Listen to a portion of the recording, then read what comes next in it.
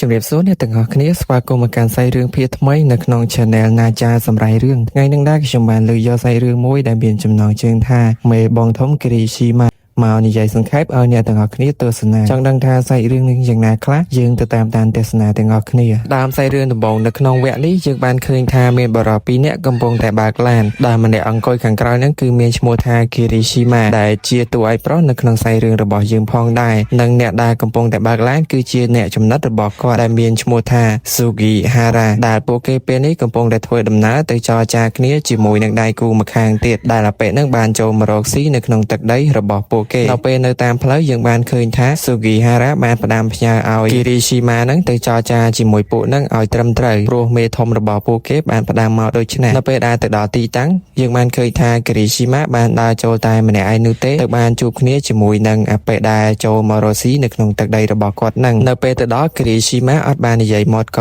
ជាមួយនឹងលបលជើហ្នឹងទេគាត់បានបើកការវាយទៅហាទៅលើមួយនឹងតែម្ដងឡើងវាដេកខ្ទប់និងមិនអាចតដៃរួចនោះឡើយយើងបានដឹងថាគិរីស៊ីម៉ាជាមនុស្សដែលឆេវឆាវហើយសាហាវខ្លាំងណាស់លុះពេលចាត់ការរឿងនឹងរួចរាល់គិរីស៊ីម៉ាក៏បានដើរត្រឡប់មកកាន់ឡានរបស់គាត់ពេញធ្វើឲ្យស៊ូហ្គីហារ៉ានឹងខឹងជាមួយនឹងគាត់ខ្លាំងមែនទែនថានៅពេលនេះគិរីស៊ីម៉ាបានធ្វើខុសជាមួយនឹងបញ្ជារបស់មេខ្លាអញ្ចឹងហើយនៅពេលដែលទៅដល់ខាងប៉ាក់វិញច្បាស់ជាមេធំរបស់ពួកគេស្ដីមិនទោះជាមិនខាននោះឡើយនៅពេលនេះយើងកាត់ទៅមើលឈុតក្មេងស្រីតូចម្នាក់ដែលនាងមានឈ្មោះថាយ៉ាអេកាដែលកំពុងតែត្រូវម្ដាយរបស់នាងសិតសក់ឲ្យនៅពេលនោះម្ដាយរបស់នាងបាននិយាយថានៅពេលបន្តិចទៀតនេះយ៉ាអេកានឹងត្រូវទៅរស់នៅជាមួយនឹងឪពុករបស់នាងហើយបន្តមកទៀតយើងកាត់ទៅមើលឈុតនៅឯបយ៉ាគូសាវិញម្ដងដែលនៅពេលនេះមេធំគឺបានស្ដីបន្ទោសទៅកាន់គិរីស៊ីម៉ាដែលតែងតែធ្វើខុសបញ្ជារបស់គាត់អញ្ចឹងនៅពេលនោះគាត់ក៏បានណែនាំកូនស្រីរបស់គាត់ដែលនាងគឺជាយ៉ាអេកានឹងឯងដើម្បីឲ្យគិរីស៊ីម៉ាមើលថែការងារដែលមេធំដាក់ឲ្យគិរីស៊ីម៉ាពេលនេះ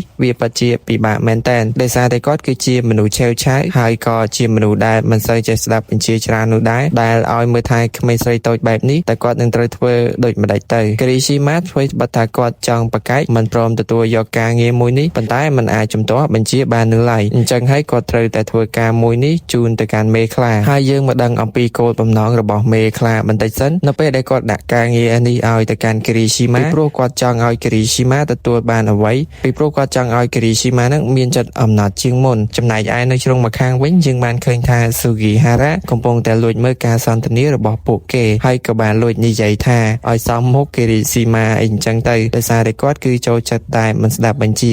និងជាមនុស្សឆេវឆាវជាខ្លាំងនៅឈុតបន្ទាប់យើងបានឃើញថាពេលនេះគិរីស៊ីម៉ាកំពុងតែសិក្សាឲ្យទៅកាន់យ៉ាអេកាដោយសារតែនាងគឺជារៀបទៅសាលារៀនហើយយ៉ាអេកានៅពេលដែលត្រូវគិរីស៊ីម៉ាសិក្សាឲ្យអញ្ចឹងគាត់សម័យហាក់បីដូចជាម្ដាយរបស់គាត់កំពុងតែសិក្សាឲ្យនាងអញ្ចឹងប៉ុន្តែបន្ទាប់ពីភ្ញាក់ពីការសម័យវិញនាងបានប្រទះឃើញថាគិរីស៊ីម៉ាហ្នឹងគឺអត់ចេះសិក្សានោះទេសិក្សារបស់នាងគឺឡើងរញ៉េរញ៉ៃអស់រលីងពេលនោះគិរីស៊ីម៉ាបានកលេចឃើញស៊ូហ្គីហារ៉ាកំពុងតែលួចមើលគាត់ក៏បានដើរចេញមកក្រៅនិងនិយាយគំរាមទៅកាន់ស៊ូហ្គីហារ៉ាប៉ុន្តែគាត់ស្រាប់តែកលេចទៅឃើញសក់របស់ស៊ូហ្គីហារ៉ាហ្នឹងគឺវែងអញ្ចឹងហើយគាត់ចង់រៀនចងសក់ជាមួយនឹងស៊ូហ្គីហារ៉ាសិនចាំមកចងសក់ឲ្យយ៉ាអេកានៅពេលនោះតួឯកប្រុសរបស់យើងបានចាប់ស៊ូហ្គីហារ៉ាចងសក់ឲ្យដែលមើលទៅគាត់ដូចជាខ្ទើអញ្ចឹងធ្វើឲ្យស៊ូហ្គីហារ៉ាខ្មាស់គេមែនតើហើយនៅក្នុងពេលនោះផងដែរមេខ្លាក៏បានដើរមកឃើញដូចគ្នាបន្តមកទៀតសាច់រឿងរបស់យើងក៏បានចប់តែត្រឹមហ្នឹងកុំភ្លេច Subscribe ឲ្យខ្ញុំម្នាក់មួយផងណាអ្នកទាំងអស់គ្នា